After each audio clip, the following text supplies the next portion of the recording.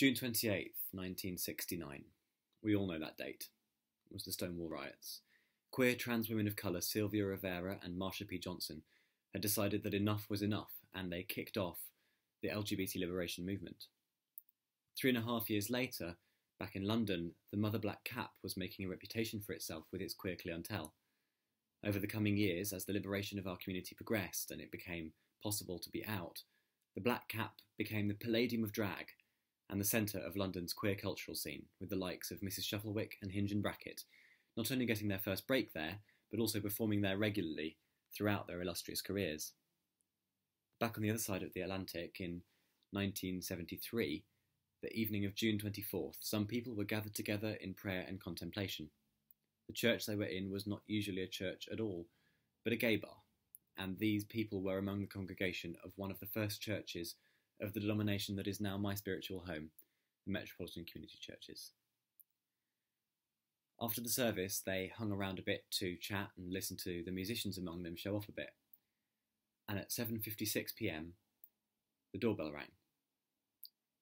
When they answered it, they were met by a wall of flame.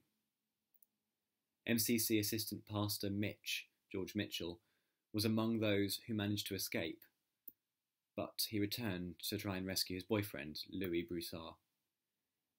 They died in each other's arms, their charged remains fused in a final embrace.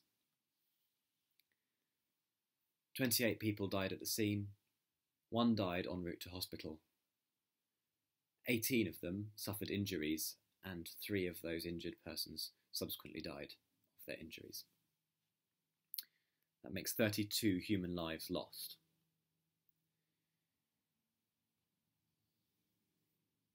The MCC denomination has since spread across the globe and today consists of 222 churches in 37 countries, and one of those is my home. And somewhat like the church that was attacked by the arsonist, we often practice spiritually in a pub. After the service on a Sunday evening, we traipse around the corner to the Black Cap. We have a drink and a chat. Sometimes we sing a few hymns. Nearly always we exchange prayers with one another. The Black Cap is the first LGBT pub that I ever went to, and probably the only one where I feel completely safe. The Black Cap is where I sat and prayed with a friend about my gender identity. The Black Cap is where my partner and I celebrated our engagement. The Black Cap is the only LGBT venue where I, as a Christian, autistic, genderqueer trans woman, feel completely safe. And now, compassionless Thatcherite right to buy, neoliberal commercialism and capitalist greed have created a ludicrous property market.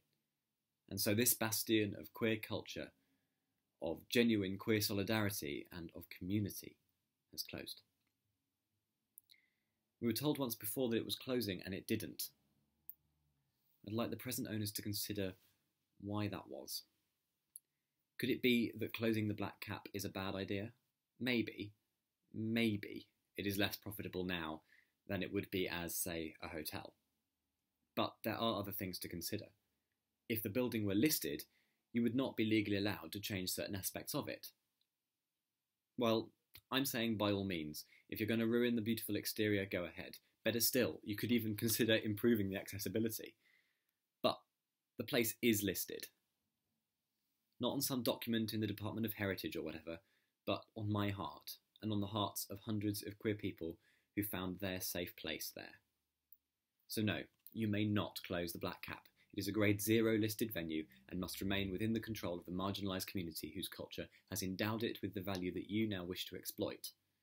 To do so would be theft, not of a monetary nature, but of something far more serious. Theft of community, theft of culture, theft of personal liberation. The Black Cap is more than a pub. To close it is unconscionable, and I ask every one of you to do whatever you can to see this terrible act reversed.